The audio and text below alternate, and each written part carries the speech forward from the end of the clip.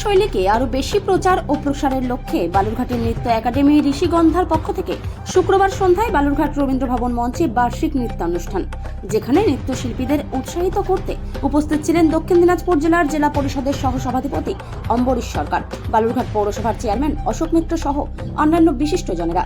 দর্শকপূর্ণ বালুরঘাট রবীন্দ্র ভবন মঞ্চে ৭০ জন নৃত্যশিল্পী এই প্রতিযোগিতায় অংশগ্রহণ করে, যাদের বেশিরভাগের বয়সী ৩ থেকে ১৩-র মধ্যে বলে উদ্যোক্তা মৌমিতা চক্রবর্তী জানান। এদিনের অনুষ্ঠান ঘিরে সকলের উৎসাহ এবং উদ্দীপনা ছিল চোখে পড়ার মতো। আজকে আপনাদের এখানে কি কর্মসূচি পালন করছেন? আজকে আমার ঋষিগন্ধার ১৬তম বার্ষিক অনুষ্ঠান, অ্যানুয়াল শো আছে।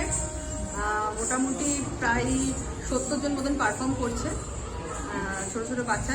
তবে একটা বলার বিষয়, আমার এখানে ৩ থেকে ১৩ বছর বয়সী বাচ্চারা রয়েছে, আর যারা আছেন তারা সব বড়, তারা প্রত্যেকেই কিন্তু গৃহবধূ বা অন্যান্য কর্মের সাথে যুক্ত।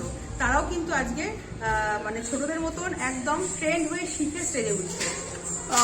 দিদি, যে এটা আপনার প্রোগ্রামটা, এটা কত বছরের করলেন? ১৬ বছর, ১৬তম। কিরকম সাড়া পাচ্ছেন ছাত্রছাত্রী বা অভিভাবক? আমার বাচ্চারা খুব উৎসাহিত, বাচ্চাদের অভিভাবকরা খুব উৎসাহিত, প্রত্যেকে সাংঘাতিক রকম আমাকে হেল্প করছে, পাশে আছে।